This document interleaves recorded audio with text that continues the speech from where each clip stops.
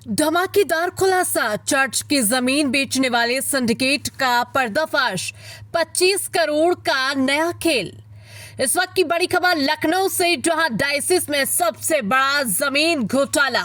पिंटू तिवारी और संजय फेरो की जोड़ी ने रचा 25 करोड़ का चक्रव्यूह। ईसाई समाज में भारी बगावत। Church of north India CNI और डायसिस ऑफ लखनऊ से एक बेहद सनसनीखेज और चौंकाने वाली खबर सामने आ रही है।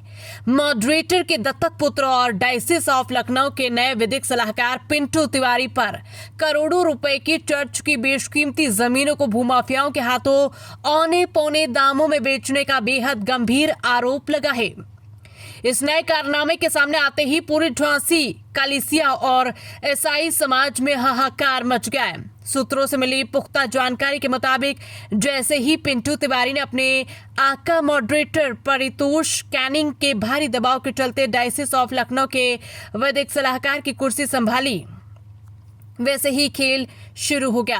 आरोप है कि पिंटू तिवारी ने अपने बेहद करीबी पिट्टू संजीत लाल के माध्यम से Christian inter college Jhansi compound में चल रहे MLM जूनियर हाई स्कूल की पूरी चमचमाती बिल्डिंग समेत जमीन को भूमाफियाओं के नाम रजिस्ट्री करवा दिया। बताया जा रहा है कि ये पूरी डील 25 करोड़ रुपए में तय हुई, जिसमें 10 करोड़ रुपए की भारी भरकम रकम सीधे पिंटू तिवारी के आका और CNI के मॉडरेटर परितोष कैनिंग तक पहुंचा दी गई।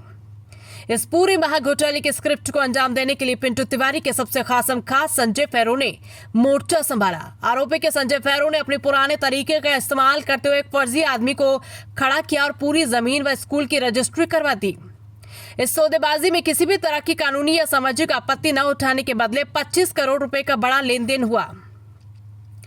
षड्यंत्रकारी तरीके से अब समाज की आंखों में धूल झोंकने और मामले को दबाने के लिए दिखावे के तौर पर 1-2 प्रार्थना पत्र डाले गए, ताकि आने वाले समय में इस पूरे मामले को ठंडे बस्ते में डाला जा सके।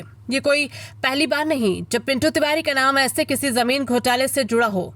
इससे पहले पीटर बलदेव के कार्यकाल के दौरान भी पिंटू तिवारी ने गोरखपुर स्थित Saint Andrews inter college compound के हॉस्टल को 15 करोड़ रुपए में बिकवा दिया था। सूत्रों का दावा है कि पिंटू तिवारी ने अपने आका परितोष कैनिंग से वादा किया है कि डायसिस के पास जितनी भी खाली जमीनें हैं उन सबको ऐसे ही फर्जी लोगों को खड़ा करके बेच दिया जाएगा। इससे सीधा पैसा आका तक पहुंचेगा और डायसिस के ऊपर आधिकारिक तौर पर जमीन बेचने का कोई दाग भी नहीं आएगा। इस महाघोटाले की भनक लगते ही पूरे डायसिस ऑफ लखनऊ के ईसाई समाज में जबरदस्त आक्रोश और विद्रोह की स्थिति पैदा हो गई है। समाज के लोगों का कहना है कि चर्च ऑफ शिक्षण संस्थाओं की पवित्र जमीनों को भूमाफियाओं के हवाले किसी भी कीमत पर नहीं होने दिया जाएगा। चर्च को बचाने के लिए एक बार फिर से पिंटू हटाओ चर्च बनाओ अभियान की शुरुआत होने जा रही है।